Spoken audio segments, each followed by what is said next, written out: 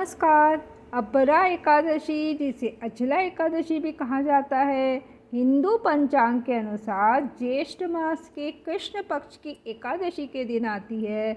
इस दिन भगवान विष्णु जी की पूजा की जाती है। अपरा का अर्थ है जिसकी कोई सीमा नहीं, और इसी प्रकार इस एकादशी का पुण्य भी असीम होता है। पुराणों में कहा गया है कि इस व्रत से ब्रह्मा हत्या जैसे महापाप भी नष्ट हो जाते हैं। यही कारण है कि इसे बहुत ही ज़्यादा पुण्यदायक और कल्याणकारी माना गया है। तो देर न करते हुए मैं कथा का आरंभ कर रही हूँ। बहुत समय पहले की बात है। एक बड़े राज्य में महीध्वज नामक राजा राज्य करते थे। वह धर्मनिष्ठ, न्यायप्रिय और प्रजा के हित में कार्य करने वाले राजा थे। लोग उन्हें भगवान का अवतार मानते थे। लेकिन जैसा कि हर दीपक की लौ के पास अंधेरा होता है, राजा का छोटा भाई वज्रध्वज उसके विपरीत था। वह लालची, अहंकारी और छल से भरा हुआ था। तो वज्रध्वज को महीध्वज का यश और सम्मान सहन नहीं होता था। तो उसने निश्चय किया कि यदि वह राजा बनना चाहता है तो उसे अपने भाई को हटाना होगा। एक दिन जब राजा ध्यान में लीन थे तो वज्रध्वज ने पीठ पीछे से वार कर उनकी हत्या कर दी। राजा महीध्वज का शरीर एक पीपल के पेड़ के नीचे फेंक दिया गया और उनका अंतिम संस्कार भी नहीं किया गया।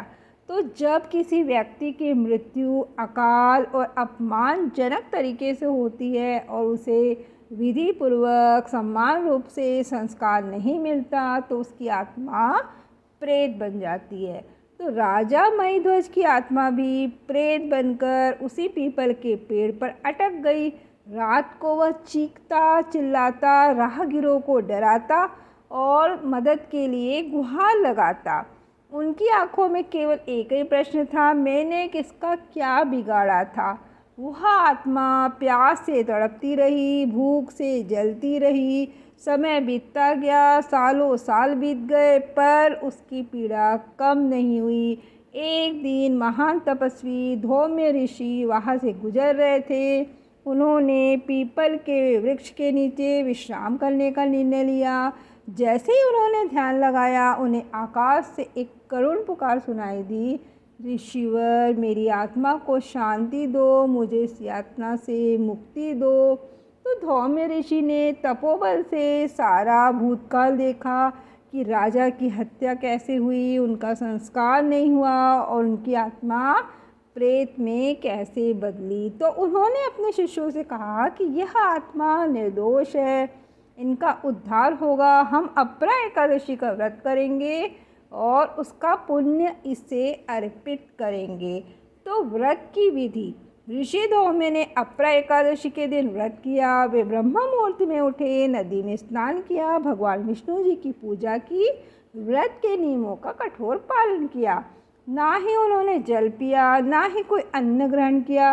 पूरे दिन उन्होंने विष्णु सहस्त्र नाम का पाठ किया, दान पुण्य किया और रात भर जागरण किया। अगली सुबह द्वादशी के दिन उन्होंने फलाहार किया और व्रत का पारण किया। फिर उन्होंने उस व्रत का सारा पुण्य राजा महीध्वज की आत्मा को समर्पित कर दिया। तो जैसे ही ऋषि ने पुण्य अर्पित किया, उस पीपल से एक दिव्य प्रकाश निकला। वह प्रेत आत्मा मुक्त हो गई। उनका चेहरा शांत हो गया, आँखों से आंसू बहने लगे और उन्होंने कहा, ऋषिवर, आपने मुझे जीवन के उस पार की राह दिखाई है। अब मैं स्वर्ग को जा रहा हूँ। राजा महीध्वज की आत्मा स्वर्ग की ओर चली गई और उस पीपल पर कभी फिर किसी आत्मा की चीख सुनाई नहीं दी। तो अपरा एकादशी के नियम और इस एकादशी को करने के लाभ क्या है? इस दिन व्रत करने वाले को इन नियमों का पालन करना चाहिए। पहला तो है कि ब्रह्म मुहूर्त में स्नान करे, भगवान विष्णु जी का ध्यान करे, पूरे दिन उपवास करे, फलाहार ले, रात भर भजन कीर्तन करे, बुराइयों से दूर रहे, झूठ, क्रोध, निंदा, हिंसा से दूर रहे, द्वादशी को व्रत का पालन करे। तो इस व्रत इसके ये लाभ है कि ब्रह्म हत्या जैसे पाप नष्ट होते हैं, प्रेत योनि से मुक्ति मिलती है और मोक्ष की प्राप्ति होती है। जीवन में सुख, शांति और समृद्धि आती है।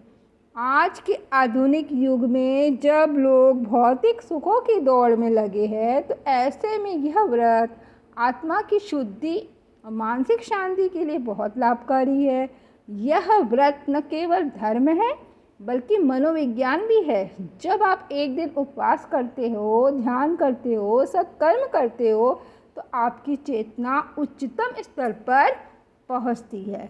तो प्रेत से मुक्त हुए राजा महीध्वज की कहानी हमें यह सिखाती है कि पाप करने वाला अंततः पराजित होता है और पुण्य कर्म कभी व्यर्थ नहीं जाते। एकादशी का व्रत आत्मा को ऊंचाइयों पर ले जाता है। तो आइए इस अपरा एकादशी पर हम भी संकल्प ले पुण्य कर्म करने का, दूसरों की सहायता करने का और आत्मा की उन्नति के मार्ग पर चलने का। ओम नमो भगवते वासुदेवाय। जय एकादशी माता, जय भगवान विष्णु। वीडियो में अंत तक बने रहने के लिए आप सभी का दिल से बहुत बहुत आभार।